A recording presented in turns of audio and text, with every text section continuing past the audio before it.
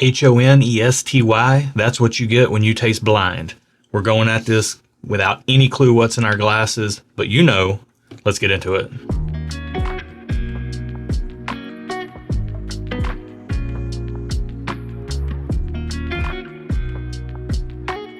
Welcome to Stuff and Whiskey. I'm Erin. I'm Josh. Thanks for joining us today. If you're new here, we are a husband and wife, me more the whiskey nerd, Erin more the social sipper, and we've drawn this matchup at random from our blind sample pool, full of a bunch of bourbons and ryes that have been paired together for one reason or another, oftentimes allocated versus available stuff, just to see if the allocated stuff really passes the test of being worth hunting for. However, we do have some curveballs, we do have some budget stuff against each other to see what's the better buy, and all sorts of other matchups in there as well. So let's go ahead and get glass one here on the nose and see what we're working with. All right. This smells like it's going to be proofy. Yeah, it kind of stung my nostrils a little bit. Singed the nose hairs a bit. Outside of that, I'm not getting a lot of, it smells like whiskey. It smells like powerful whiskey. Can confirm, does smell like whiskey. Yeah. Considering everything in our pool is whiskey, safe bet. I'm never going to be wrong if I just say that. I'd bet the house on that. To me, this has like a cherryness to it, but it also has a breadiness to it. I'm getting kind of like this bready kind of note to it, and I'm getting a lot of alcohol forwardness. Yes. At least in the glass on the nose right now. But I could just be approaching a little too strongly. You know, it might need a little bit more of a delicate approach. Approach with caution? Yeah, when I back off a little bit, I'm getting a little bit more of like a cherry vanilla thing. What do you mean by back off? Like, just instead of having my nose in the glass, I'm kind of like around the glass. So you're like a creeper. You're just kind of creeping around it. Creeping around the perimeter, yeah. All right, yeah. This, to me, backing off a little bit, smells awesome. Smells like beautiful bourbon. Love it. Let's get it down the hatch. It's good. I like this. I don't know what. It's good with the caveat that it tastes like whiskey. Like, it's just regular. You're in one of those moods today? No, I'm not in a mood. I'm not getting anything outside of what it is. It's whiskey, and it tastes like whiskey, and it tastes like good whiskey, but what do I know? That's all I'm getting. I don't know. That's fair. Sometimes that's a lot of people who watch a channel. They just say, it just tastes like whiskey. I just know if I like it or not. Yeah. So, tastes like whiskey. You like it all right. Yeah. What are you getting? To me, I'm getting like this effervescent sensation. Kind of like I'm getting like this sweet tart sweetness. Almost like you're eating sweet tarts and drinking Sprite or something at the same time. Like, I'm getting this, I'm getting all that going on. And the sweet tarts specifically are like the cherry sweet tart, the green sweet tart, and even the purple one, but not the blue chewy sweet tart. Interesting. Like, I've got all these flavors meshing with this kind of beautiful effervescent spice. Tasted really good on the first sip. I do want to say something before we do a second sip. So I took the sip, went back to the nose, and I got like a funk on the nose like I get sometimes when we try weeders. Really? So I don't know if this is a weeder. I'm not saying it is, but that's what it made me think of when I went back to the nose after tasting it. Because sometimes after you've tasted something, the nose changes, and it did for me. Yeah. To me, that I would think I get bready on the nose, I think, weeder. That's gone on the palate, and I go back to the nose. That's gone as well. Interesting. This just tastes and smells pretty dang good to me. Yeah. Another sip. If you twisted my arm, I could kind of say this tastes like a little pool floaty. Like, you know, like the little rubber things that you put on kids' arms. The water wings? The water wings. So like the thin pool plastic. Okay. To me, honestly, the first sip was enjoyable. Second sip, way better than the first sip. Yeah. I got big time saturation of flavor all over the palate.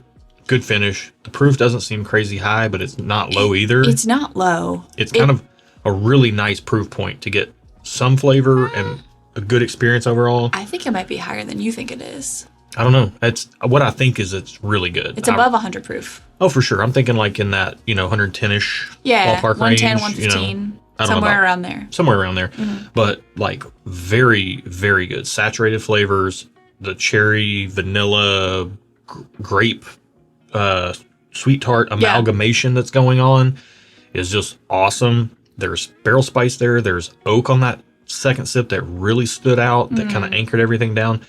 I really like that. That tastes like very good whiskey. The finish is lingering. Like it's got a finish. Yeah, I'm still a little bit. I mean, it's tapered off now, but really, really nice. So I don't know. I think it might be 120 proof. I don't think it's that high. I don't know, y'all. It's nice. It's got like a secret power to it.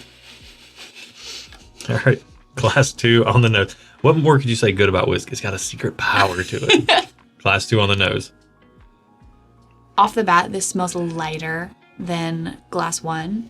Really? Not that Glass 1 smelled dark, but this smells, I don't know if I want to say younger. It smells brighter. Like, I'm at a loss for words. It just smells brighter. Brighter, yeah. Yeah. Some things taste darker or smell darker. Some things taste or smell brighter. That's interesting you say that, because to me, this is very comparable to the first glass. I'm getting a very similar experience on the nose. Saturation of flavor, even some of the same flavors are coming through on the nose. Every time I go back to Glass 1, I think it's a wheated bourbon. I actually get more oak on the second glass on the nose than the first glass. When you say you get more oak, what does that mean? It smells like wood? A bourbon barrel. Okay. Yeah. I don't know if that meant like you get dryness. No. Sometimes when I say I get oak, specifically on the palate, it means it's kind of dry. No, it just, to me on the nose, it smells like it has a little bit more barrel influence than the first glass, which I like. Interesting. So Okay. Let's get it down the hatch. I'm waiting for this one to do something. Really? Mm-hmm. Wow. I'm getting a lot on this one too. Are you? Yeah, I am. I'm getting a saturation of flavor. Maybe not quite as much as the first glass. It's a little bit more, it goes about its business a little bit more gingerly than the first glass. Yeah, it feels thinner too. Yeah, I would say mouth feels a little bit thinner. Finish maybe doesn't last quite as long as the first glass, but I find it sweet, enjoyable. I'm going to have to take another sip for some notes, though. I need another sip because I'm not getting any of that. Here we go. I'm really trying to get something. Does it taste like whiskey? It tastes like whiskey. Okay, there we go. There's a So start. if this was like the pool floaty, this kind of tastes like the pool water. It's thin, light in flavor. It feels like there's proof there because the second sip, the finish built upon the first sip. So that's good. That's about all I got. Yeah, that's wild. To me, that second glass is coming through with more of like a cherry cola vibe on the palate. Okay. And some like cherry vanilla Coca-Cola. Interesting. And man, the oak influence, to me, it tastes I want to taste what you're tasting. It tastes slightly older than the first glass, or at least I'm getting a little bit more barrel influence. I'm not trying to guess here, but I'm just saying there's a little bit more of the barrel that's evident on the second glass. And I really like that personally. I like both of these a lot. I think they're both really well-crafted bourbons is what they taste like to me. Interesting. And it's interesting that they're not reading that way to you, but hey, different people's palates differ. Different strokes for different folks. And ours certainly do, and yours, if you're watching this, yours may as well. Yeah. But we're going to take some time, clear our palate, start with the second glass, go back to the first, see if we get anything different, see which one we prefer, get some rankings together here, and we'll be back with all that in just a minute.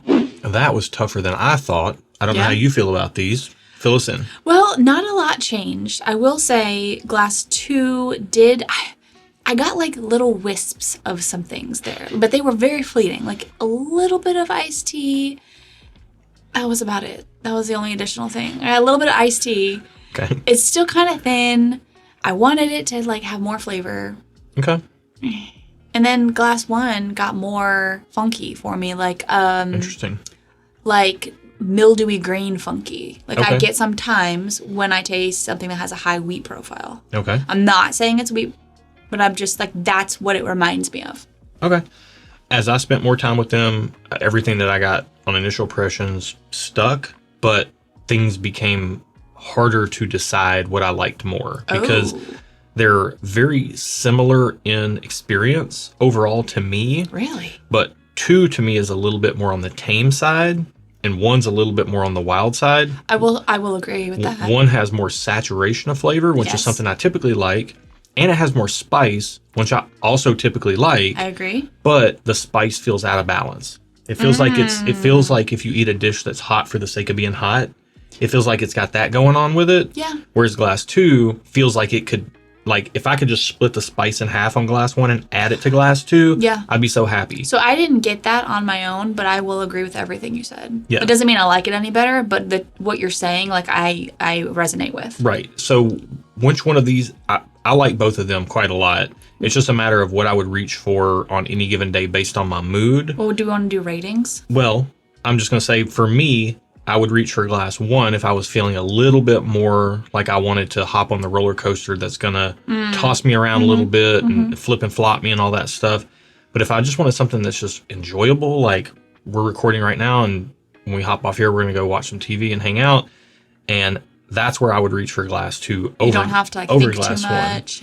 Well, and I can. There's plenty of stuff going on in both these glasses. Okay. But yeah, I like them both. Okay. Where are you at on these two? I'm going to give them both just okay. Okay. I honestly could take them or leave them. So they're both getting just okay. Okay. Do you have a preference then?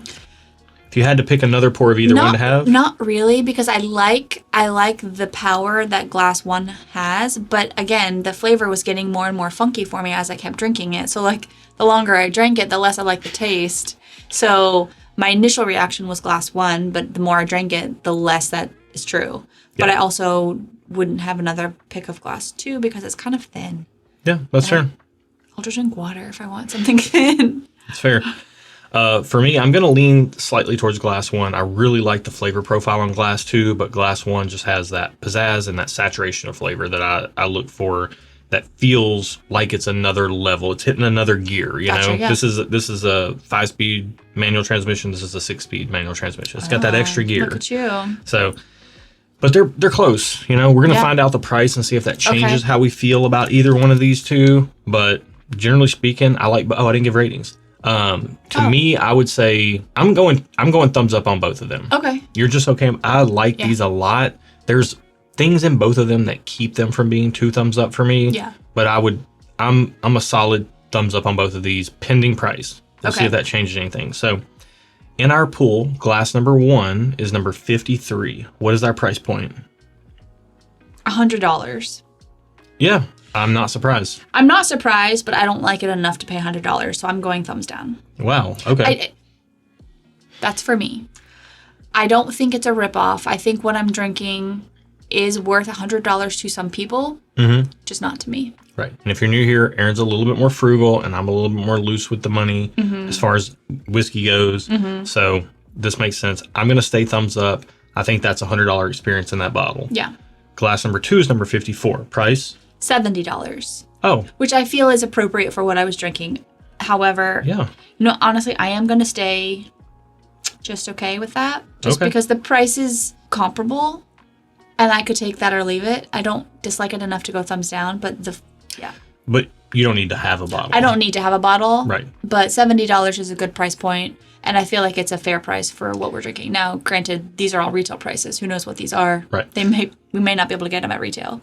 So glass 1, you're thumbs down. Thumbs down. And I'm thumbs up. Yes. And glass 2, you're just okay, and I'm thumbs up. So did you stay thumbs up on both? Yeah, I'll stay thumbs up on both. Okay. I like both of these. Okay. For those prices, I think you're getting what you're getting in the glass is a fair representation of the experience that you're getting without knowing what they are, which speaks volumes. I will agree with that. And for me, what I tasted just wasn't worth buying. Right. But the retail price is fair price, I feel like. Again, different strokes for different folks. Yep. So we both prefer glass 1 slightly. Yep. Well, no, you didn't like that experience. It started off strong, and then it kind of got worse as I drank it. Reveal glass 1. Glass 1? 53 in our pool. What is it? Oh, whoa. Russell's Reserve 13-year LLJL? What does it say what batch it is? It's probably batch 2. It doesn't. It just says LLJL. It's 114.8 proof. Wait, does it say $100? This must have been in our pool for a really long time because the retail price went up to $150. Oh, wow. Look, all right, I know a lot of people out there really like Russell's 13. We're in a day and age where Russell's 15 exists, and it is wildly better than Russell's 13, in my opinion. Like, it's not even close. In my opinion. We'll get back to the video in a second. I just wanted to make that caveat. Okay. Russell's 13 has not impressed us heavily in blind tastings. Yeah. At 150, I would be just okay. I'm only thumbs up at the old price of 100. Now I'm kind of, honestly, I'd rather pay up for a Russell's 15 than get a Russell's 13. Really? Personally. Yeah. You can disagree in the comments if you'd like. It's good. I mean, I enjoyed it, but well, that's how you'd spend your money. Right. What's glass number 2? And that's what we speak to based on our blind. That's why we do it blind. Mm-hmm. So glass number 2, 54. So this is Russell's Reserve 9-year. It's a single barrel, and it says M4. Oh. What does that mean? It's just a warehouse M, floor 4. And then it says 100 and something proof, but it cut off. 110 proof. They're all 110 proof. Oh, 110 proof. So the proof on Russell's 13 came through. And the age, honestly, I thought I was getting more oak on the second glass. I thought it was younger. You did? I thought it was younger than 9 years, though. I will say that. But it did, to me, taste younger than glass 1. I thought it was younger as in like 4 years instead of 9 years. So 9 years is still pretty good age. I thought to myself, mixing these together would be the perfect pour because it would combine the spice of Russell's 13 with the oak. Let us know. Inquiring minds want to know what you think, mixing them together. Already it's better. Oh, it's more creamy? Wow. I would do that. Does it... Well, I have more of the 13 left. Should I try to do equal parts? I would just put it in. No, I don't want to. That's what she said. It adds creaminess to either glass that they didn't have before. Tames the spice on the Russell's 13. Amps up the experience and saturation on the single barrel. That's wild. Kind of smells like an enchilada. Like the red enchilada sauce? Mm-hmm. I can kind of see what you're saying. Like there's like a sweet savory thing going on there. Oh, yeah. I like that a lot. Man, I like the blend of the two better than either one of them individually. But again, I cannot stress this enough because Russell's 15 is out now and I've got to try it recently, that I honestly think Russell's 15 and Wild Turkey Generations are two of the best Wild Turkey products I've ever tried. Okay. And I hope Turkey keeps going this direction. So the mixing of the two isn't bad, but that's really expensive if you're going to buy them just to mix them. It is, and you're taking a gamble because this is a specific single barrel, and we did this blind, so we can do idiotic things like this. Whereas if I had a bottle of Russell's 13, I wouldn't go around mixing it with things. Correct. You know. Correct. So here you go. This is why we do it blind, so we can do idiotic things like mix expensive bottles with store picks and things like that. There you go. So if you like that kind of idiotic stuff, think about subscribing to the channel because we do blind tastings like this all the time over here. We do. And if you are looking for a community of people who love to share whiskey and talk whiskey, you would be remiss not to check out our Patreon. Yep. People share so much stuff over there, help other people find bottles, help other people get bottles. Yeah. We have a great community. I do not think in the track record of the 3 years of our channel, we've ever had another bottle shared more with other people than Russell's 13. It is by far the most shared sample of any sample. Why do you think that is? I think people just want other people to try it. Okay. And honestly, like it's come in first place in blinds for people. It's come in last place in blinds for people. That's the beauty of doing it blind. And a lot of the sample swaps that happen over in our community are blind, but you can get plugged in through Discord and you can sign up with Discord through our Patreon. You got to sign up through Patreon for as little as $3 a month. Get you access to the community and all the benefits and all the wonderful people that are a part of our community over there. Absolutely. Also, that's where we release our barrel picks. And typically we do 12 plus of those a year, ballpark. This year it's looking like it might be more like 20 plus. We don't know. It's a lot. We have a lot of stuff in the pipeline for barrel picks, so check that out over there. And there's even a free tier. So if all the barrel picks go through all the paid tiers, at least sign up for the free tier. You could get access to about half of our barrel picks are making it down to the free tier, so you can check that out as well. But as you go up in tiers, you get more priority access to those. And if you like these whiskey glasses that swirl ever so nicely, they do. The best swirl job you've ever gotten in your life with these whiskey glasses, you can check that out, as well as shirts like this over on stuffandwhiskey.com. Yeah. Erin's got her cozy corner. There's all kinds of cool shirts that are like this one right here with our thumbs up. If you like Stuff and Whiskey merch or general gifts for your significant other, check it out all down there in the video description below. It's all there. It's a resource for you. It's a treasure trove of information and wonder and adventure for you. Yes. What he said. Yeah. All right. That's it for today. Be good to each other. And until next time, cheers. Drink your turkey.